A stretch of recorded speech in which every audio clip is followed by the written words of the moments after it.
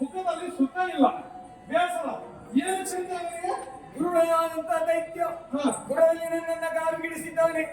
ಅವನು ವಧೆಯಾಗದಿನ ದೇವತೆಗಳಿಗೆ ಸುಖ ಇಲ್ಲ. ನಿನಗೆ ಇಷ್ಟ ಆಗ್ಬೇಕು.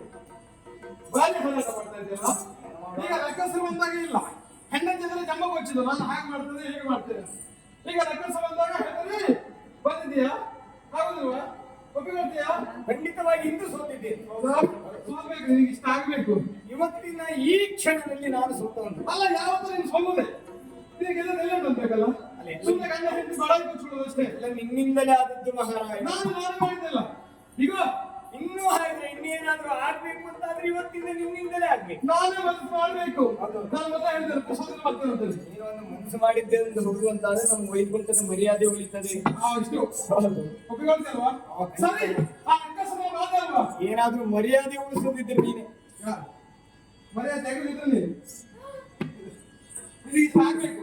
ಸರಿ, ಈಗ ಆ ದೇವೇಂದ್ರನ ಉಳಿಸಬೇಕು ಅಂತ ಆದ್ರೆ, ದೇವಲೋಕ ಉಳಿಸಬೇಕು ಅಂತ ಆದ್ರೆ, ದೇವೇಂದ್ರನ ಉಳಿಸುವ ಕತೆ ಬಿಡು. ನಮ್ಮನ್ನ ನಾವು ಉಳಿಸಿಕೊಳ್ಳುವುದೇ ಕಷ್ಟ ಆಗಿದೆ. ಈಗ ನನ್ನನ್ನು ಒಂದು ಉಳಿಸಿಕೊಡು. ಈಗ ವೈಕೊಂಡೆ ಬಂದವ ಅಲ್ಲ, ಬರುವುದಕ್ಕೂ ಸಾಕು. ಹೌದಿಲ್ಲ, ಎಂತದೇ ಇರಲಿ, ಆ ದಾನವನ್ನ ಕ್ಷಣವಾದ ನಾನು ಮುಗಿಸ್ತೀನಿ.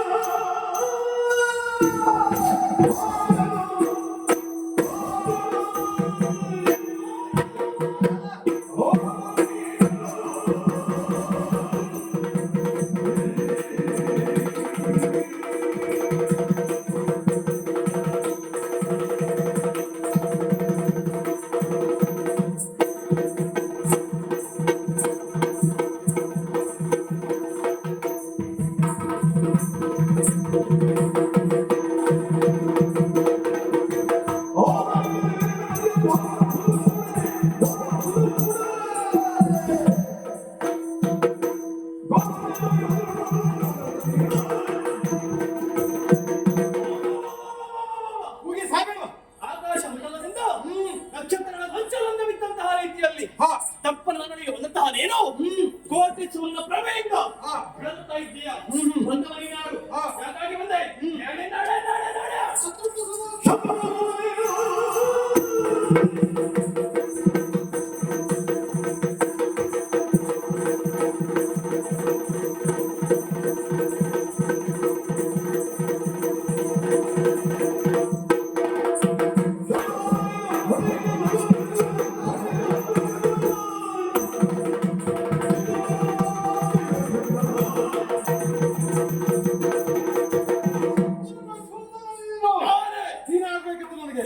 ದೇವಲೋಕಕ್ಕೆ ಹೋದೆಯಾ?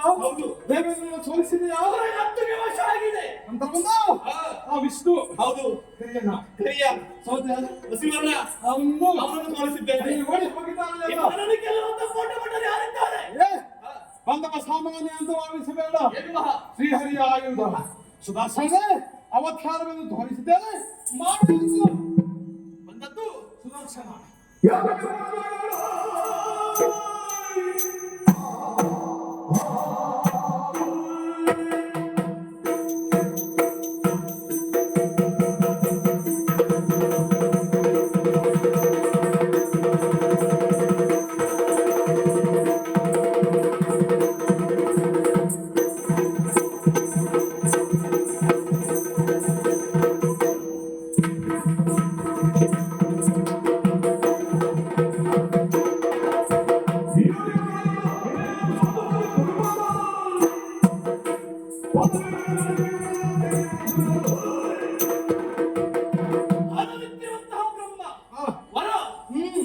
ನೆನಪಾಗ್ತಾ ಉಂಟು ಈಗ. ಆಯುಧ ವೈದ್ಯ ಬಂದದ್ದೇ ಹೌದಾದ್ರೆ ಆ ಹೊತ್ತಿಗೆ ನಿನ್ನ ಪಾಲಿಗೆ ಮರಣ ಎನ್ನುವ ಹಾಗೆ ವಿಷ್ಣು ಆಯುಧ ಸುದರ್ಶನ ಬಂದಿದ್ದೇನೆ. ನಾನು ಭಾವಿಸಿಕೊಂಡಿದ್ದ ಹಾಗೆ ಆಹಾ. ನಿರ್ಜೀವವಾಗಿರುವಂತಹ ವಸ್ತುವೊಂದು ಆ. ಜೀವನದಲ್ಲಿ ಬರಲು ಸಾಧ್ಯವಿಲ್ಲ ಎನ್ನುವ ಹಾಗೆ ನಿಮ್ಮ ರಕ್ಕಸರ ಸ್ವಭಾವವೇ ಹಾಗೆ ಅಲ್ವಾ? ಆ.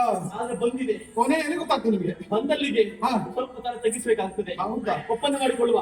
ನನ್ನ ನಿನ್ನಲ್ಲಿ ಒಪ್ಪಂದ. ಈಗ ದೇವರನ್ನ ಕಾಲು ಬಿಡ್ತೀಯಾ? ಇಲ್ಲ ಇಲ್ಲ ಗುರುವಿನ ಸ್ತುತಿ ನನಗೆ. ಅದು ಬಿಡ್ಕೊಳ್ಳಿಲ್ಲ. ಇಲ್ಲ. ಮತ್ತೆ ಅಂತದ್ದು ಒಪ್ಪಂದ? ವೈಕುಂಠ ನಿನಗೆ. ಹಾ? ವೈಕುಂಠ ನನ್ನ ಸ್ವರೂಪಿಗೆ. ಹೌದೌದು. ವೈಕುಂಠ ನಿನಗೆ. ಹಾ. ಸ್ವರ್ಗ ನನಗೆ. ಒಮ್ಮೆ ಬಿಡು ಒಪ್ಪಂದ. ಯಾರಿದೆ ವೈಕುಂಠ ಬೇಕಾ ನಿಮಗೆ? ಇರುವಿಗೆ ಸ್ಥಳವಿಲ್ಲ, ಎಲ್ಲಿ ಹುಡುಕಿಕೊಳ್ಳುತ್ತದೆ? ಸುಮ್ಮನೆ ಒಳಿಯ ನೀವು ನಿಮ್ಮಂತವ್ರು ಬಿಟ್ಕೊಳ್ಬೇಕಂತ ಅವಶ್ಯಕತೆ ಉಂಟಾ? ಅಂದ್ರೆ ಶಾಶ್ವತ ನಮ್ಮದೇ ಅದು. ನೀನು ಬಿಟ್ಕೊಳ್ಬೇಕಂತ ಅಗತ್ಯತೆ ಇಲ್ಲ. ನನ್ನ ಮಾತಿಗೆ ಒಪ್ಪುವುದಿಲ್ಲ. ಆಹಾ. ಹಾಗಾದ್ರೆ ವರದ ಬಲಮೆ ಹೋಯ್ತು ಎನ್ನುವ ಹಾಗೆ ಹಾ. ಹೆದರುವುದಿಲ್ಲ. ಮತ್ತೆ? ನನ್ನಲ್ಲಿ ತ್ರಾಣ ಉಂಟು. ಹೌದಾ? ತ್ರಾಣ ಇರುವವರೆಗೆ ಹೊರಟು.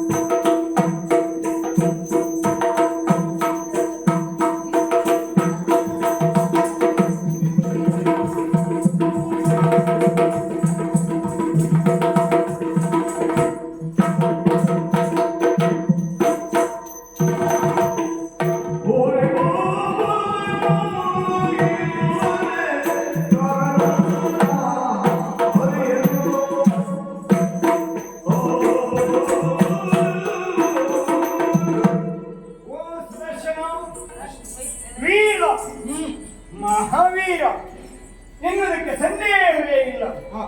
ವೀರ ಬಾಬಾ ನೇರು ಕರವನೆ ದೂರ ನಿಂತಿದ್ದಿ. ಕರವನ್ನ ಏರುವುದನ್ನ ಬಿಟ್ಟು ಭಾರಿ ಕೋಪವನ್ನ ಅಂತೂ ದೂರ ನಿಂತಿದ್ಯಲ್ಲ, ಇಷ್ಟ ಸಿಕ್ಕಿ ಯಾಕೆ? ಈ ರೀತಿ ಕೋಪ ಯಾಕೆ?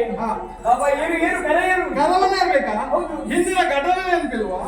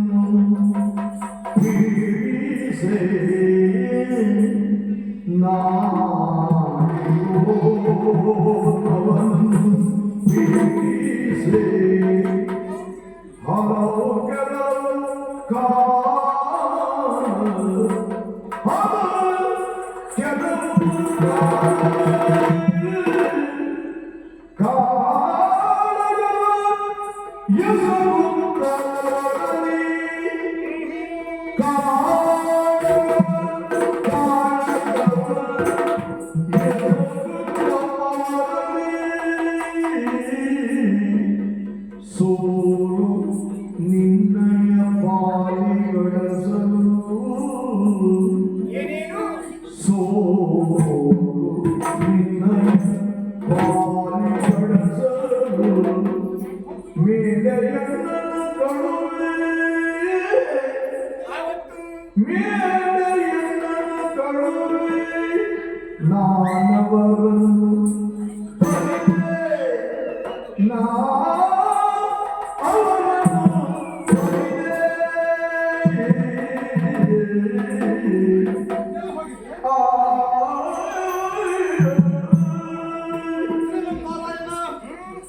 ದುಷ್ಟನ್ನ ಕೊಂದಾಕ್ಷಣ ನೋಡು ನೋಡು ಏರ್ಬೇಡ ಏರು ಯಾರು ಅಲ್ಲಿ ನಿಲ್ಬೇಡ ಸುಮ್ಮನಿಯ ಆಯ್ತಲ್ಲ ಸುಮ್ಮನೆ ನೀನು ಎಲ್ಲದಕ್ಕೂ ಉತ್ತರ ಸಿಕ್ಕಿತು ಹಾ. ಯಾಕಂತ ಹೇಳಿದ್ರೆ ನನ್ನ ಅರ್ಹತೆ ಇಲ್ಲದೆ ಅನುಗ್ರಹ ಇಲ್ಲದೆ ನೀನು ವಧೆ ಮಾಡೋದಕ್ಕೆ ಸಕ್ತ ಎನ್ನುವುದಾಗಿ ಹಾ. ತನ್ನ ತಾಯಿ ಕೇಳಿದ ಪ್ರಶ್ನೆಗೆ ಎಲ್ಲದಕ್ಕೂ ಉತ್ತರ ಸಿಕ್ಕಿತಲ್ಲ ಪ್ರಪಂಚ ಮುಖಕ್ಕೆ ತಿಳಿಯಿತು. ಹೌದು. ಈಗ ನಾನು ಇನ್ನೇರ್ಬೋದಲ್ಲ ಹೇಳಿದೆಲ್ಲ ನಾನು ಹೌದು. ಎನ್ನುವ ಶಬ್ದಕ್ಕೆ ಅರ್ಥ ಸಿಗಿತು ಇಲ್ವಾ ಅದು ಸಿಗಬೇಕಾ ಏರುವ ಪ್ರಶ್ನೆಯೇ ಇಲ್ಲ. ಕರವನ್ನ ಬಿಟ್ಟಿದ್ದೇನೆ ಅಂತ ಆ ಮೊದಲೇ ಹೇಳಿದ್ದೇನೆ. ಈಗ ಹೇಳಲಿಕ್ಕೆ ಪ್ರಬಲವಾದ ಕಾರಣ ಉಂಟು. ಏನದು? ಹಿಂದೆ ನಡೆದಂತ ಘಟನೆ ಸೃಷ್ಟಿಯ ಆದಿ ನಡೆದಂತ ಘಟನೆ. ಸರಿ, ನಿಮ್ಮ ಜನನ ಆಯ್ತು ಆದಿ ಮಾಯೆಯಿಂದ. ಹಾ. ತದನಂತರ ನಿನ್ನ ಕಿವಿಯ ಕಿಲ್ಬಿಸಿದ್ರೆ ಮಧು ಕೈತವರು ಎನ್ನುವಂತ ದಾನವರು ಅವತಾರವನ್ನ ತಳೆದ್ರು. ಅಷ್ಟೇ ಅಲ್ಲ, ಆ ಸಂದರ್ಭಕ್ಕೆ ನೀನು ಆಳುವ ಎಲೆಯಲ್ಲಿ ತೇರ್ತಾ ಬಂದಿ ಬ್ರಹ್ಮನನ್ನ ಆ ಮಧು ಕೈತವರು ಹೆದರಿಸಲಿಕ್ಕೆ ಮುಂದಾದ್ರು. ಸರಿ, ಬೆದರಿಸಿದ್ರು. ಆ ನಾಡಿ ಸಂಪುಟ ಹೆದರಿ ಓಡಿ ಹೋದ. ಆ ಸಂದರ್ಭಕ್ಕೆ ನೀನು ಅಲ್ಲಿವರೆಗಾಗಿ ಬಂದೆಯಂತೆ, ಮಧು ಕೈತವರನ್ನ ಎದುರಿಸಿದೆಯಂತೆ. ಪಂಚಸಹಸ್ರ ವರ್ಷಗಳ ಕಾಲವೇ ನಿನ್ನ ಅವರುಗಳು ಹೇಳುವಂತ ಯುದ್ಧದಲ್ಲಿ ನಿನ್ನ ಪಾಲಿಗೆ ಅಪಜಯ ಆಯ್ತು.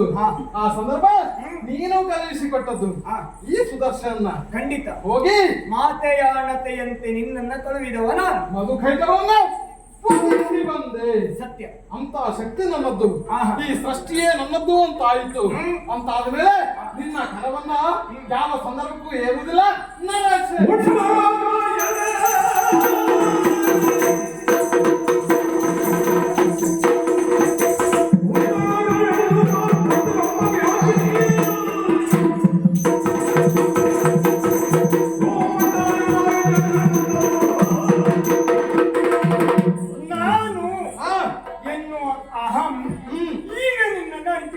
ಅದಕ್ಕೆ ಉತ್ತರ ಸಿಗಲಿಲ್ಲ ಅಂತ ಹೇಳಿ. ಹಾಗಾಗಿ ಉತ್ತರ ಸಿಗಬೇಕು ಅಂತ ಆದ್ರೆ ಕಾಲ ಹೆಚ್ಚಿಗೆ ಇಲ್ಲ, ಏನು ಕಾಲ ಕೂಡಿ ಬಂದಿದೆ.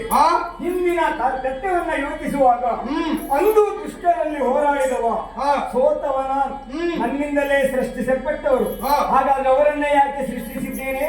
ಅದನ್ಯಾಗಿ ರಾಜಸ ಗುಣವನ್ನು ಹೊಂದಿರುವಂತಹ ಬ್ರಹ್ಮ ದೌಷ್ಟತನವನ್ನ ಮೆರೆಸಿದ ರಾಜಸ ಗುಣವನ್ನ ಮೆರೆಸುವುದಕ್ಕಾಗಿ ನಾನು ಎನ್ನುವ ಪದವನ್ನ ಮೆರೆಸುತ್ತಾ ತಾನು ಮಾಡುವ ಕಾರ್ಯ ಏನು, ತನ್ನ ಯೋಗ್ಯತೆ ಏನೆಂಬುದನ್ನ ಮರೆತು ಹೋದ. ಅವನಿಗೆ ಮೂಡಿರುವಂತ ಅಂಧಕಾರವನ್ನ ಹೋಗಲಾಡಿಸುವುದಕ್ಕಾಗಿ ಎನ್ನ ಕಿವಿಯಿಂದಲೇ ಕಿಲ್ಮಿಸಿನಿಂದ ಹುಟ್ಟಿರುವಂತಹ ದೈತ್ಯರನ್ನು ಅವರ ಮೇಲೆ ಚೂಬಿಟ್ಟೆ. ಆಮೇಲೆ ಅವನಿಗೆ ಅರಿವಾಯಿತು ವಿಷ್ಣುವಿನ ಯೋಗ್ಯತೆ ಏನು ಎನ್ನುವುದಾಗಿ. ಆದ್ರೆ ಈ ರೀತಿ ನಿನ್ನಲ್ಲಿ ಕೊಲ್ಲಿಸುವುದಕ್ಕೆ ಕಾರಣ ಯಾಕೆ? ಹುಟ್ಟಿಸಿದವ ಮಕ್ಕಳನ್ನ ಕೊಂದ ಅಂತಾದ್ರೆ ಅದು ಲೋಕಕ್ಕೆ ಪರಿಪಾಠವಾಗ್ತದೆ. ಆದ್ದರಿಂದ ಇನ್ನೊಬ್ಬರು ಜನ ಬೇಕು, ಅಂತ ಸಮರ್ಥರು ನೀನೆನ್ನುವುದಾಗಿ. ಹಾಗಾದ್ರೆ ಈ ರೀತಿ ಅಹಂಕಾರಿ ಆಗಿದೆ ಅಂತಾದ ಮೇಲೆ ನಿನಗೆ ತಕ್ಕ ಪ್ರಾಯಶ್ಚಿತ ಆಗಬೇಕು. ಎಂತ ಮಾತಾಡಿದ್ರು? ಈ ರಾಜಸ ಗುಣ ಆಡಿರುವುದು ಯಾರಲ್ಲಿ? ರಾಜವಂಶಸ್ಥರಲ್ಲಿ, ಅರ್ಥಾತ್ ಕ್ಷತ್ರಿಯರಲ್ಲಿ. ಕ್ಷತ್ರಿಯರ ಧರ್ಮವನ್ನ ನೀನು ಅನುಸರಿಸಿ ಸ್ವೀಕರಿಸಿದೆ ಎಂಬಲ್ಲಿಗೆ ಆ. ಈ ವೈಕುಂಠ ನಿನಗೆ ಯೋಗ್ಯವಾದುದಲ್ಲ. ನೀನಿರಬೇಕಾದದ್ದು ಕ್ಷಾತ್ರಿಯರು ವಾಸಿಸುವಂತ ಭೂಲೋಕ. ಆದ್ದರಿಂದ ನೀನೋರ್ವ ಮಾನವನಾಗಿ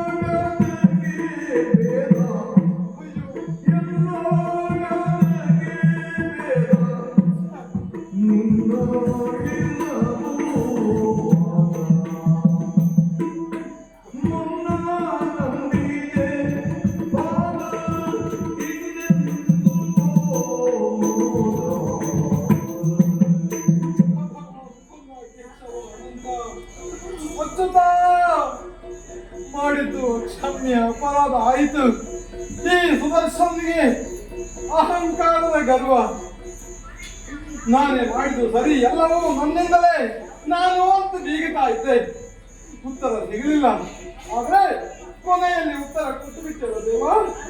ಈ ವೈಕುಂಠದಿಂದ ನಿರ್ಗಮನ ಆಗಬೇಕು, ಭೂಲೋಕದಲ್ಲಿ ಮಾನವನಾಗಿ ಹುಟ್ಟಬೇಕು ಎಂಬ ಪರೀಕ್ಷೆ ದೇವ. ಗಂಡ ಹೆಂಡಿ ನೀವರು ಕೂಡಿ ಮಾತನಾಡುತ್ತಿರುವ ಸಂದರ್ಭ ಮೊದಲಾಗಿ ಆಡಿದಂತ ಮಾತೆ ಅಚ್ಯುತ. ಅದರ ಅರ್ಥ ತಿಳಿಯದೆ ಹೋಗಲಿಲ್ಲ. ಚ್ಯುತಿ ಇಲ್ಲದ ಕಾರಣ ನಿಮ್ಮನ್ನ ಅಚ್ಯುತ ಅಂತ ಕರೆದರು. ಅದರ ಅರ್ಥ ನನಗೆ ಈಗ ಅರ್ಥ ಆಗ್ತಾ ಇದೆ ದೇವ. ಮಾಡಿದ್ದು ಸರ್ವತ ಆಯಿತು. ಈ ವೈಕುಂಠವನ್ನು ಬಿಟ್ಟು ನಾನು ಎಲ್ಲಿಗೆ ಹೋಗಲಿ? ನಿನ್ನ ಸದಾ ಕಾಲವು ನಿನ್ನ ಕೈಯಲ್ಲಿ ರಾರಾಜಿಸ್ತಾ ಇದ್ದವ ಈ ಸುದರ್ಶನ ಇವತ್ತು ಅಹಂಕಾರದಿಂದ ಮೌಢ್ಯದಿಂದ ನಿನ್ನ ಕಾಲಿ ಎಳುವಂತ ಪರಿಸ್ಥಿತಿ ನಿನ್ನ ಪಾಲಿಗೆ ಆಯ್ತು. ನಿನ್ನನ್ನು ಬಿಟ್ಟಿರ್ಲಿಕ್ಕೆ ಆಗುದಿಲ್ಲ ದೇವ. ಶಾಪದ ಪರಿಮಾರ್ಜನೆಯನ್ನು ಕೊಡ್ಬೇಕು ದೇವ.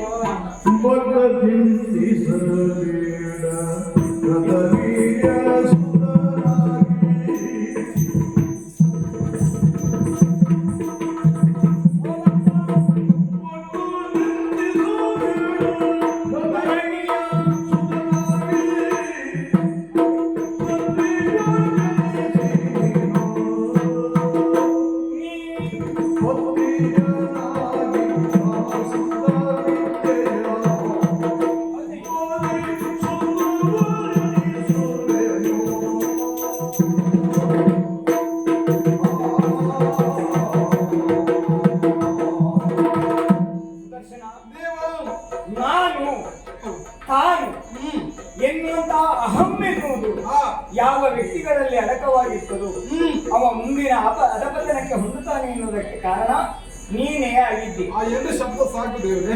ಹಾಗಾದ್ರೆ ತಾನು ಎನ್ನುವಂತಹ ಶಬ್ದ ಈ ಸಭೆಯಲ್ಲಿ ನಾನು ಮಂಡಿಸಿದೆ ಯಾಕೆ? ಯಾಕೆ ದೇವ?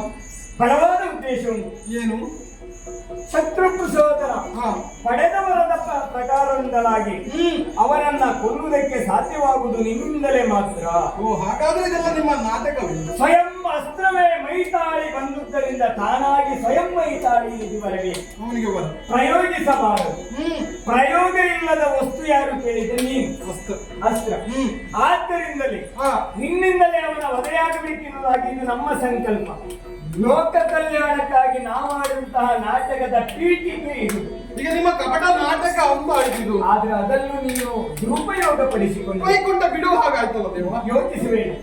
ಈ ವೈಕುಂಠದ ಬಾಗಿಲು ಎನ್ನುವುದು ಸದಾಕಾಲ ನಿನಗೆ ತೆರೆದೇ ಇರುತ್ತದೆ. ಹೇಗೆ ದೇವದು? ಆದ್ರೆ ಬರುವುದಕ್ಕೆ ಸ್ವಲ್ಪ ವಿಳಂಬವಾಗ್ತದೆ. ಯಾವ ರೀತಿ? ಆ ಕಾಲ ಎನ್ನುವುದು ನೀನು ಕಾಯಬೇಕು ಮಗು. ಯಾಕೆ?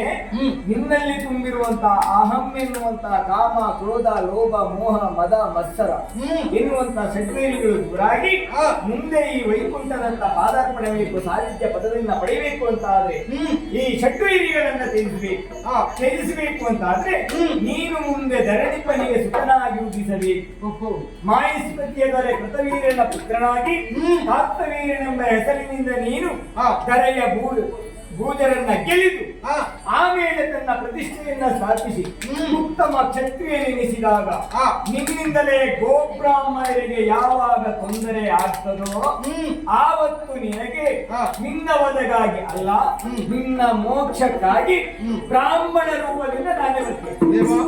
ಯಾರಿಗೆ ನಾನು ಒಂದು ಅಹಂಕಾರ ಆಡುವಂತರು, ಯಾರು ಅಹಂಕಾರದಿಂದ ನೆರಳಾಡ್ತಾರೋ ಅಂತವರಿಗೆ ನಾನೊಂದು ಈ ಸುದರ್ಶನ ಬದುಕೆನ್ನುವುದು ಪಾಠ ಆಗ್ತದೆ ಎನ್ನುವುದರಲ್ಲಿ ಎರಡು ಮಾತಿಲ್ಲ. ನಿನ್ನನ್ನು ಹೀಯಾಳಿಸಿದೆ, ಬಾಯಿ ಬಂದಾಗಿ ಪಚರಿಸಿದೆ, ತಾಯಿಯನ್ನು ನಿಂದಿಸಿದೆ. ಇದಕ್ಕೆ ಪರಿಣಾಮವಾಗಿ ಭೂಲೋಕದಲ್ಲಿ ಮಾನವನಾಗಿ ಕ್ಷತ್ರಿಯನಾಗಿ ಹುಟ್ಟಿದಂತ ಸಂದರ್ಭ ನನ್ನ ಪಾಲಿಗೆ ಮೋಕ್ಷ ಎನ್ನುವುದು ನಿನ್ನ ಅವತಾರದಿಂದ ಆಯ್ತು ದೇವ. ನಾನೇ ನಿನ್ನ ವಧೆಗಾಗಿ ಬ್ರಾಹ್ಮಣನಾಗಿ ಮುಂದೆ ಬರಲಿಕ್ಕಿದ್ದೇನೆ. ನಿಮ್ಮ ನಿರೀಕ್ಷೆ